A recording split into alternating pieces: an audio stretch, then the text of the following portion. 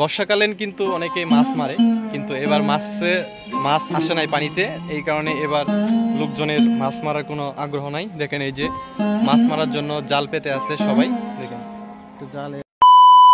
Hello everyone, আসসালামু আলাইকুম। সবাই কেমন আছেন? আশা করি ভালো আছেন। আবারও চলে আসলাম নতুন একটা ভিডিও নিয়ে। আমি এখন আছি আমাদের বাড়ির সামনে,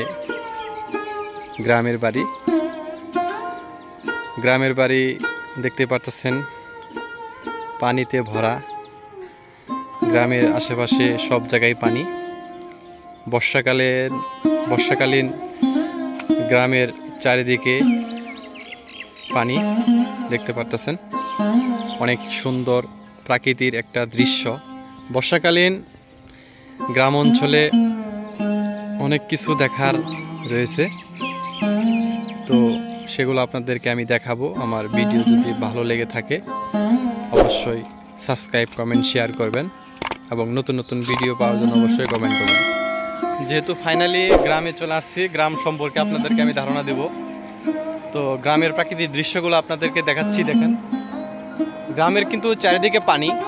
তো এই পানিতে গোসল করা কি যে মজা! আমরা যখন ছোট ছিলাম তখন এই পানিতে গোসল দিতাম, তো এখনও দেওয়া যাবে। আমি সামনে দেখাচ্ছি একটা ব্রিজ। এই ব্রিজ থেকে আমরা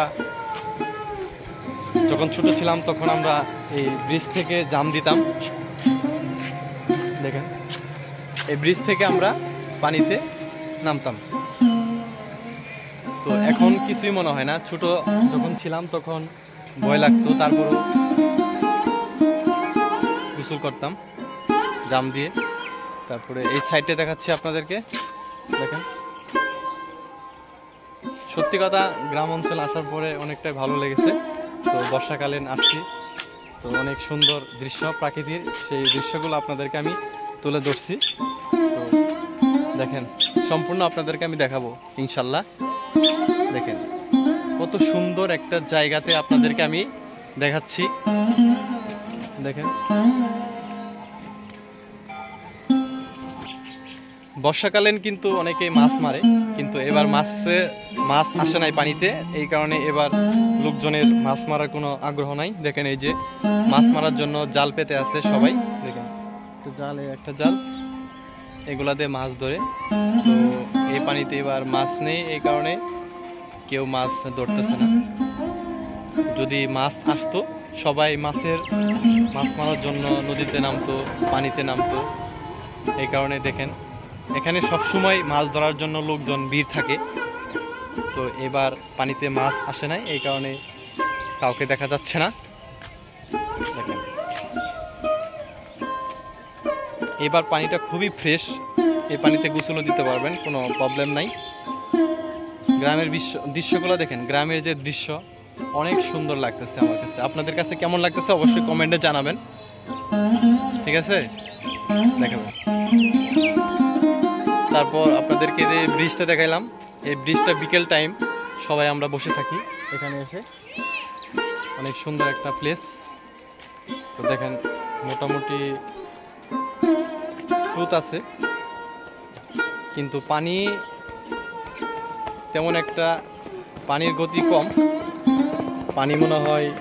পানির গতি কম, পানি মনে হয় এখন কমে যাবে। তো তারপরেও একটা পানির ঝুঁকি থাকে, পানি আস্তে আস্তে বাড়তেছে।